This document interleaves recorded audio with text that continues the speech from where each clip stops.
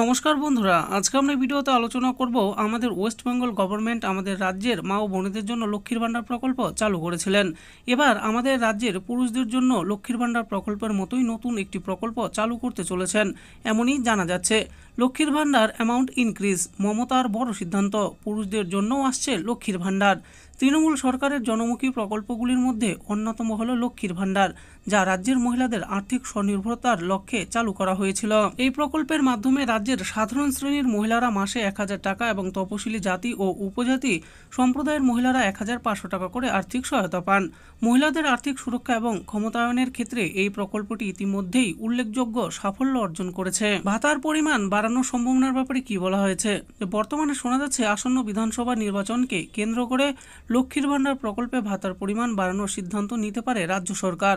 প্রস্তাবিত পরিকল্পনা অনুযায়ী সাধারণ মহিলাদের ভাতা ১,৫০০ টাকায় এবং তপশিলি জাতি উপজাতি সম্প্রদায়ের মহিলাদের জন্য ভাতা ২,০০০ টাকায় উন্নীত করা হতে পারে। এই পরিবর্তন কার্যকর হলে রাজ্যের মহিলাদের জন্য এটি আরও বড় সহায়ক হবে বলে বিশেষজ্ঞরা মনে করছেন। তবে এই বিষয়ে সরকারিভাবে কোনো ঘোষণা করা হয়নি এখনো। পুরুষদের জন্যও আসতে পারে বিশেষ প্রকল্প।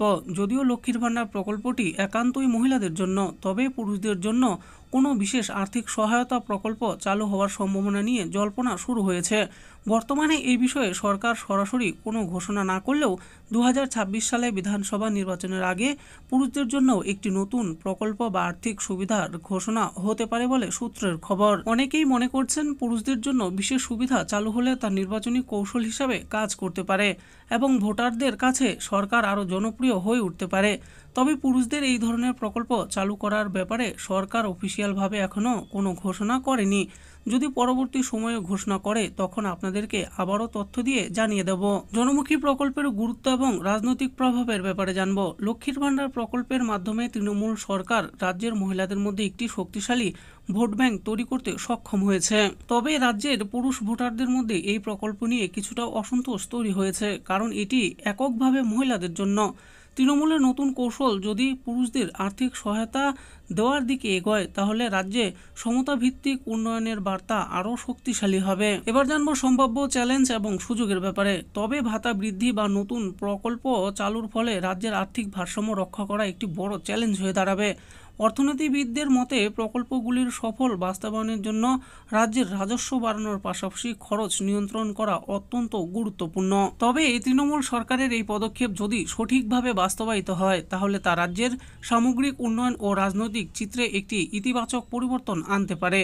তৃণমূল সরকারের লক্ষ্মীর ভাণ্ডার প্রকল্পটি ইতিমধ্যে মহিলাদের জন্য একটি সফল উদ্যোগ হিসাবে প্রতিষ্ঠিত হয়েছে। তবে এর আওতা বাড়ানো এবং পুরুষদের জন্য আর্থিক সহায়তা প্রকল্প চালু করা হলে তা সমাজের বৃহত্তর অংশকে আরও উপকৃত করবে। আসন্ন বিধানসভা নির্বাচনের আগে রাজ্য সরকার কী সিদ্ধান্ত নেয় তা এখন দেখার বিষয়। তো বন্ধুরা, দেখে নিলেন আজকে আমরা ভিডিওতে আলোচনা করলাম আমাদের ওয়েস্ট বেঙ্গল গভর্নমেন্ট লক্ষ্মীর ভাণ্ডার প্রকল্পের মতোই ঠিক একটি নতুন প্রকল্প আনতে চলেছে আমাদের রাজ্যের পুরুষদের জন্য। তো সেটা এখনও ঘোষণা করা হয়নি, সেটা ২০২৬-এর ভোটের আগেই ঠিক জানা যাবে। আশা করি ভিডিওটি আপনাদের ভালো লেগেছে। আর এই ভিডিওটি যদি আপনাদের ভালো লেগে থাকে তাহলে অবশ্যই একটি লাইক করবেন। আরও এরকম নিত্য নতুন স্কিম আপডেট সম্পর্কে জানার জন্য আমাদের এই চ্যানেল বাংলার স্কিম চ্যানেলটিকে অবশ্যই সাবস্ক্রাইব করবেন। আর এই ভিডিওটি দেখার জন্য আপনাদের সকলকেই অসংখ্য ধন্যবাদ।